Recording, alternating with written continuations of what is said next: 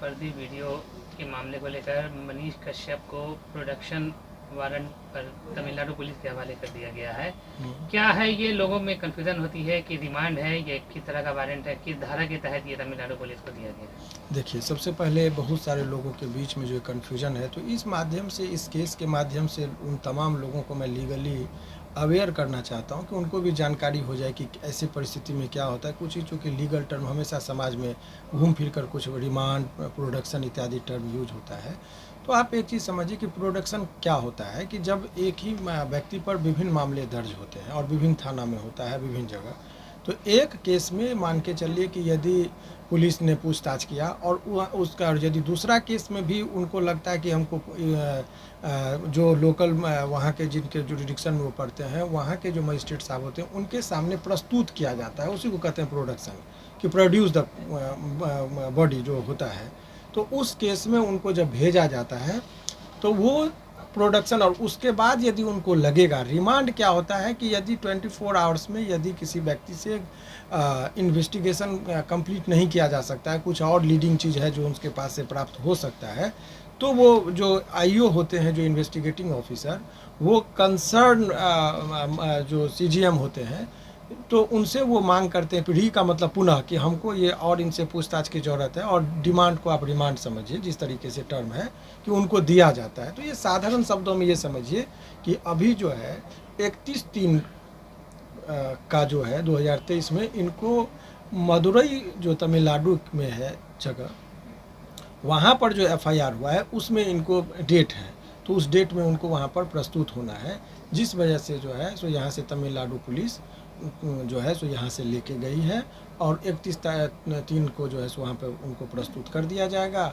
और इसमें जो एक और अभियुक्त हैं राकेश जी करके, उनको भी तमिलनाडु पुलिस ले गई थी, लेकिन पुनः फिर उनको वापस कर दिया गया और अभी बेऊर जेल में वो आ गए हैं। तो ये जो है सो वही एक लीगल टर्म में जो है सो ये परिस्थिति है, और जिस वजह से जो है सो अभियुक्त को वहाँ पर अभी भेजा गया। सर, अभी तक जो है बिहार पुलिस मनीष कश्यप को लेकर कितने मुकदमे दर्ज किए हैं, साथ ही साथ तमिलनाडु पुलिस कितने मुकदमे दर्ज किए हैं? देखिए, अभी ऑन रिकॉर्ड जब बात किया जाए तो इन मनीष कश्यप के ऊपर 9 केस पहले था, 6 केस बिहार में हुआ, 3 केस जो है सो इकोनॉमिकल ऑफेंस है, और ऐसा पुष्ट खबर नहीं है, बट जो जानकारी मिली है उसके मुताबिक कि 3 केसेस के बारे में बताया जा रहा है कि वहाँ पर तमिलनाडु में हुआ है।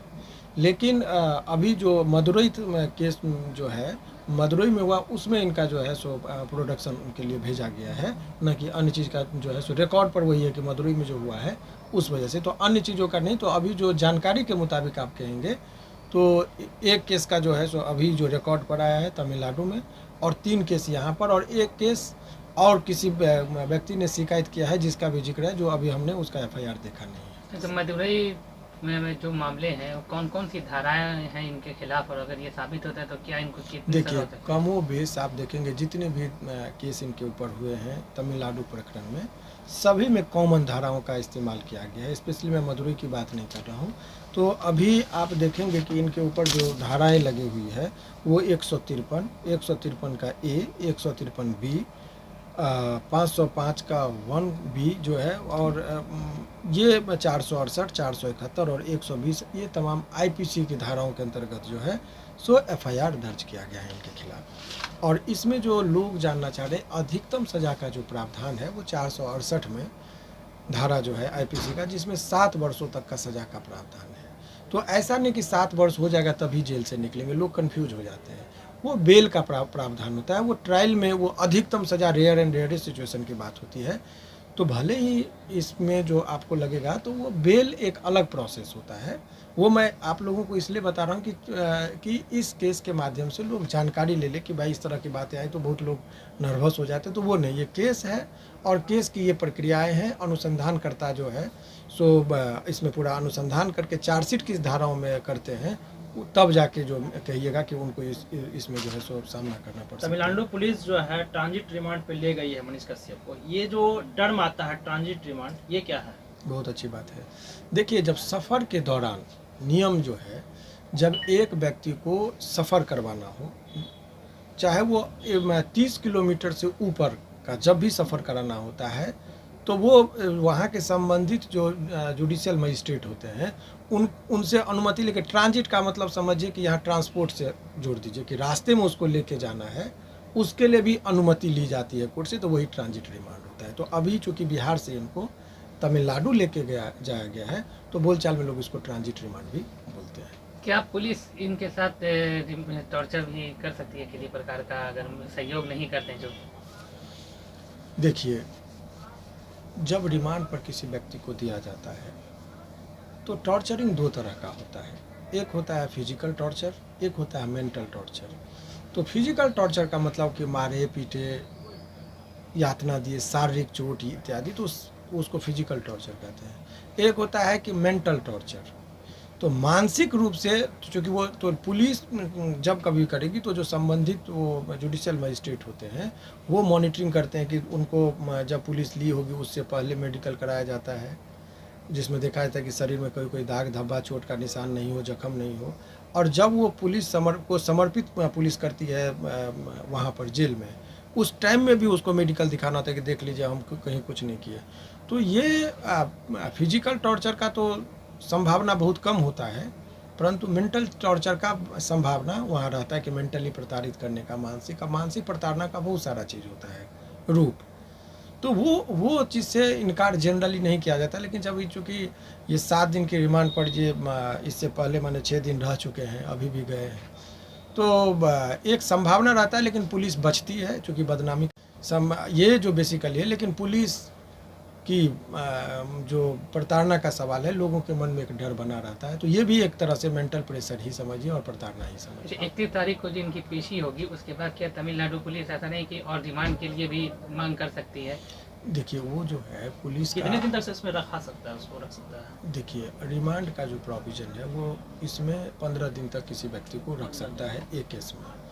तो वो लेकिन रेयर एंड रेयरेस्ट सिचुएशन में 15 दिन दिया जाता है। इस केस में सब चीज़, जितना भी चीज़ है वो ऑन रिकॉर्ड आया है। रिकॉर्ड का मतलब कि भाई इन पर मूल एलिगेशन ये है कि इन्होंने कुछ ऐसा खबर को प्रसारित किया यूट्यूब के और फेसबुक के माध्यम से, डिजिटल प्लेटफॉर्म का इस्तेमाल करके, जिससे 2 राज्यों के बीच में हिंसा भड़कने की संभावना थी।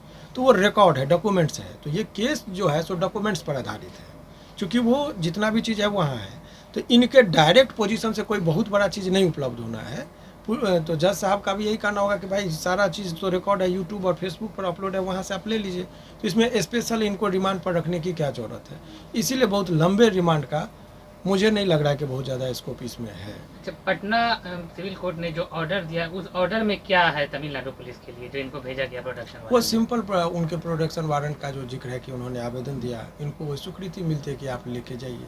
अब कितने दिनों का ये सब चीज़ का जिक्र जो होता है, अभी ने वहाँ पर तो आप संबंधित मजिस्ट्रेट साहब के पास जाएंगे, वहाँ पर उन्होंने क्या अपना अर्जी लगाते हैं उस चीज़ का मॉनिटरिंग वहाँ से किया जाएगा, यहाँ से नहीं। चूँकि 2 अलग अलग राज्यों में केस हुआ है।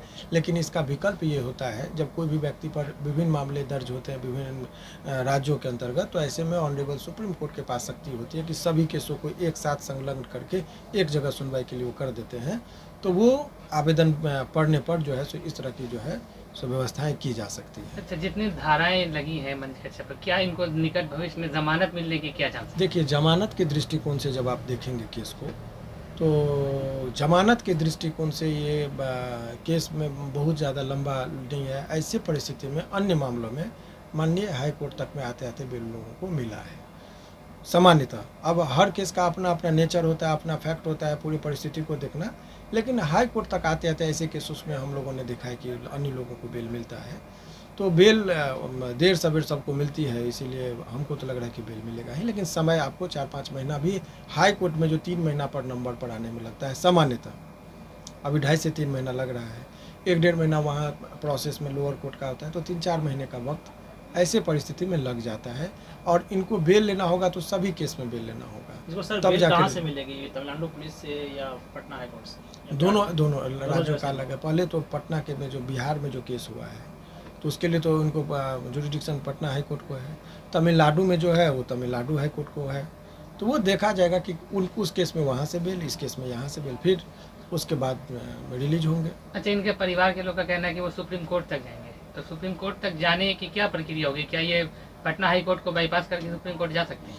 वो अलग इशू पर देखिए, जुरिडिक्शन की बात है। यदि सभी केसों को 2 राज्यों के अंतर्गत मामला दर्ज है, तो 2 राज्यों के बीच में जब कभी भी डिस्प्यूट होगा या कुछ भी संबंधित होगा, तो उस ट्रांसफ़र का या एक करने की शक्ति केवल और केवल सुप्रीम कोर्ट को है। तो ऑनरेबल सुप्रीम कोर्ट में ऐसे परिस्थिति में डायरेक्ट वो जाएंगे और जा भी सकते हैं, और वहाँ पर ये प्रावधान की बात मैं बता रहा हूँ, तो ऐसा परिस्थिति कि होगा।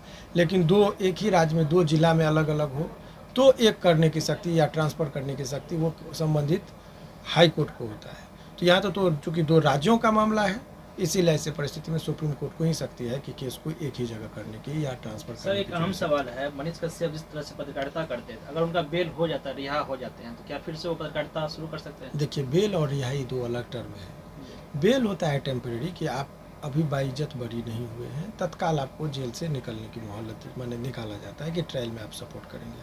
परंतु रिहाई जो टर्म यूज होता है, तमाम गवाह बयान सबूत को देखने के बाद उनके खिलाफ यदि सबूत नहीं पर्याप्त मिलते हैं, तो ऐसे परिस्थिति में कहता है कि इनको बाइज्जत बरी की जाती है। और जब किसी व्यक्ति को रिहाई होती है, बाइज्जत बरी होती है, तो वो सामान्य जीवन वो जी सकता है, वो निर्दोष साबित हो जाते हैं। और निर्दोष व्यक्ति जब साबित होते हैं तो सब कुछ करने की आज़ादी है, तब उनका कोई चीज़ इन्वॉल्वमेंट नहीं होता है, तो सामान्य व्यक्ति की तरह वो अपना जीवन यापन कर सकते हैं। तो अभी जो वर्तमान परिस्थिति, क्या लगता है कितना मुश्किल है मनीष कश्यप के लिए, या अभी आसान है उनके लिए? देखिए, अभी इस परिस्थिति से आप अभी का जो दौर है 15-20 दिन, ये इनके लिए परेशानी का ज़्यादा संकट है। 20 दिन तो सर इसमें बीत चुकी है, अभी और मैं 20 दिन बता रहा अभी हूँ, और बाकी है। 15-20 दिन इनके लिए और अभी कष्टकारक होगा। उसके बाद रूटीन वे में जेल चले जाते हैं लोग, तो जेल के बाद फिर तारीख, बेल, ये सब प्रोसेस चलता जो है। सर धारा इस पे लगी है, क्या क्या प्रावधान है, कितने दिन तक ये सजा? ये तो मैंने कह दिया, अभी तो जस्ट आपकी व्याख्या हमने कर ही दिया। बिहार के बाद तमिलनाडु गए हैं, राज्य बदल गया है, कहीं ऐसा तो नहीं लगता कि हाँ दूसरे राज्य का मामला है तो ज़्यादा मुश्किल होगी इनके लिए? देखिए, भाषा का अंतर है, वहाँ तमिलनाडु में हिंदी बहुत कम लोग समझते हैं, या खान पान का और वातावरण का भी असर होता है। जैसे वहाँ पर नारियल तेल का ज़्यादा इस्तेमाल किया जाता है, लेकिन आपको और हमको नारियल तेल में खाना दे तो नहीं खाएंगे, सरसों तेल का आदत है। तो ये सब व्यवहारिक पक्ष होता है जो थोड़ा सा समझने की ज़रूरत है, परंतु बहुत ज़्यादा अंतर नहीं होता है, क्योंकि ऐसे परिस्थिति में ध्यान रखा जाता है कि अभियुक्त हिंदी भाषी हैं, हिंदी का टर्म समझते, तो उनको जो प्रश्न पूछा जाएगा तो उन्हीं के भाषा में पूछा जाएगा ताकि वो जवाब दे। तो ये सब सुरक्षा का ख्याल इसमें कौन रख सकता है? या तो बिहार पुलिस यहाँ से गई है, या तो तमिलनाडु गई। अभी तो सुरक्षा जिनको कस्टडी में दी जाती है, उनकी ही जिम्मेदारी उनकी सुरक्षा की होती है। तो चूँकि अभी तमिलनाडु पुलिस लेके गई है, तो सुरक्षा के दायित्व संपूर्ण, अगर रास्ते में कुछ होता है, अननेचुरल वे में कुछ भी इनके साथ दुर्घटनाएं होती है, तो सारी जिम्मेदारी तमिलनाडु पुलिस की होगी वर्तमान परिस्थिति में, चूँकि तमिलनाडु पुलिस लेके गई है। मदुरई के बाद त्रिपुर में भी इनका कुछ मामला है? ये अभी रिकॉर्ड पर हमारे पास कुछ जानकारी नहीं है, जब आएगा तो फिर उस पर बात कर सकते हैं।